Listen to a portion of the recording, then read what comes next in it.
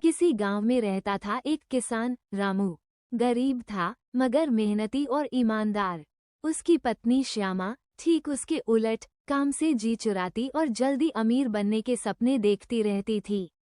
सुबह का वक्त रामू खेत के लिए निकल रहा था, तभी हर रोज खेत खेत, क्या मिलेगा इस मिट्टी से?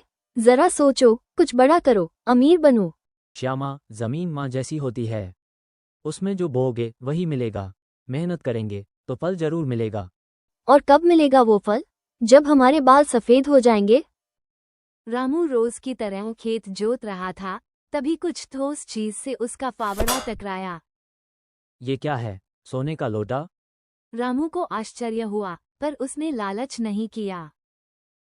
ये मेरा नहीं हो सकता, चलो मुखिया जी को दे आता हूँ। रामू सोने का लोटा लेके मुखिया जी के पास निकला। रामू मुखिया को सोने का लोटा सौंप रहा है। रामू, तुमने बहुत ईमानदारी दिखाई। ऐसे लोग ही गांव का नाम रोशन करते हैं। ये बात श्यामा को पता चलती है। हे भगवान, अच्छा मौका हाथ लगा था, पर इन्होंने गवा दिया। क्या तुम वो लोटा वापस कर आए? तुम्हें अक्ल है या नहीं? श्यामा, जो हमारा नहीं उसे रखना पाप है। अगर दोबारा कुछ मिले तो मुझे बताना पहले। अगले दिन रामू को खेत में एक भूखे प्यासे बाबा दिखाई देते हैं। बेटा, जरा पानी मिलेगा? बिल्कुल बाबा, आइए। रामू बाबा को पानी पिलाता है, खाना देता है। बाबा खाना खा के संतुष्ट हो जाते हैं और रामू को बीज देते हैं।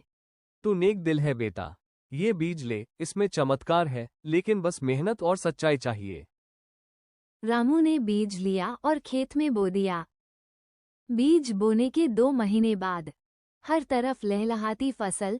ग्रामीण लोग आश्चर्यचकित। रामू के खेत में तो जैसे सोना उगाया हो। जरूर उसी बीज का कमाल है। मुझे भी छिपाकर कुछ बीज बो देने चाहिए। ये लो बीज, और इसे अच्छी तरह से मेरे खेत बो देना और समय समय पर पानी और खाद देते रहना। श्यामा बिना मेहनत के बीज बोती है, नौकरों से पानी दिलवाती है, खुद खेत नहीं जाती।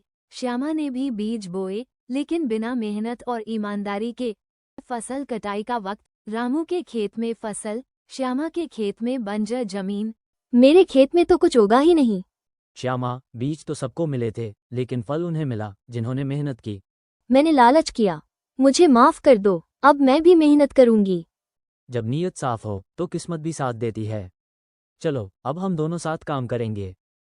दोस्तों, मेहनत और ईमानदारी का फल हमेशा मीठा होता है, लेकिन अगर मन में लालच हो तो चाहे चमत्कारी बीज ही क्यों न हो, कुछ नहीं उगेगा।